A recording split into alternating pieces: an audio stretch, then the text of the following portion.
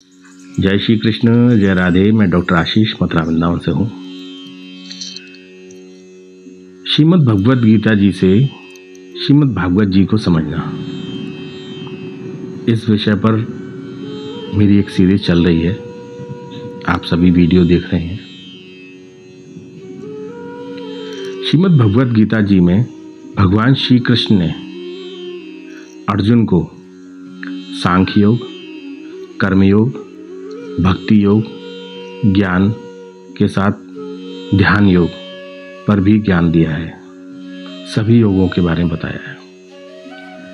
श्रीमद् भागवत महापुराण, इस महापुराण में भी योग के द्वारा मनुष्य अपना कैसे उद्धार कर सकता है, श्रीमद् भागवत महापुराण में संपूर्ण विवरण दिया हुआ है।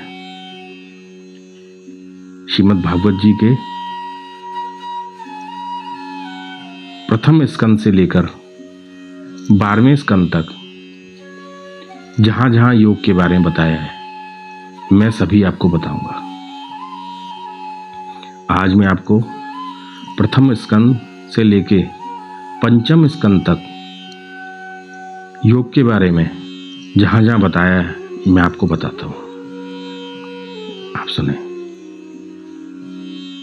प्रथम स्कंद में भीष्म पितामह जी ने जब देह का समय निर्धारित किया, उस समय अपनी बुद्धि के लिए वित्रष्टा शब्द का प्रयोग किया, अर्थात कामना की अभिलाषा तभी समाप्त हो सकती है जब योग का आश्रय ग्रहण किया जाए।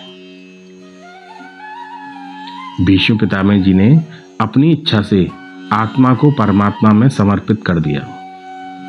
यह कार्य योगियों द्वारा ही संभव है, योग में ही संभव है।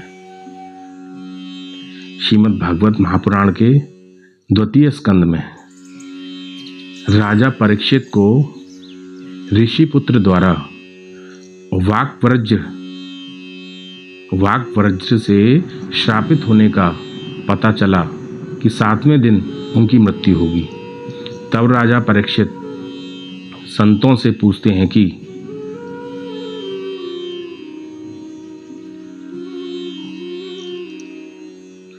मरने वाले को क्या करना चाहिए।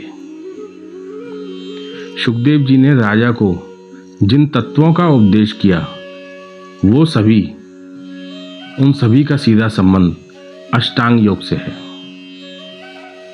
अष्टांग योग में इससे पहले वाले एपिसोड में मैं आपको अष्टांग योग के सभी योग के बारे में बताया है मैंने। श्रीमद् भागवत महापुराण के तृतीय स्कंद में उद्धव जी का श्री कृष्ण जी की आज्ञा से बद्रिकाश्रम जाकर समाधि योग की विधियों को अपनाकर तप करना तृतीय स्कंद में बताया है। चतुर्थ स्कंद में माता सुनीति के वचनों से अपने मूल लक्ष्य को प्राप्त करने के उद्देश्य से ध्रुव जी का जंगल में तप करने के लिए जाना। वहां नारद जी द्वारा परीक्षा लेने के बाद ध्रुव जी को उपदेश देना तथा ध्रुव जी द्वारा अपनाई गई विधि अष्टांग योग का हिस्सा है। पंचम स्कंद में प्रियव्रत जी ने अखंड समाधि योग के द्वारा इंद्रियों तथा क्रियाओं को अपने इष्ट को समर्पित कर दिया।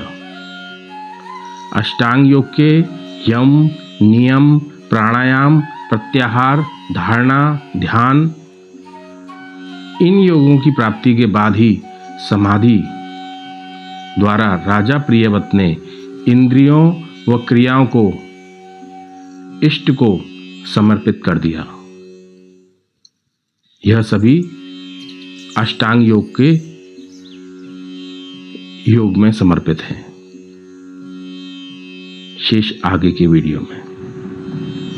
जय श्री कृष्ण।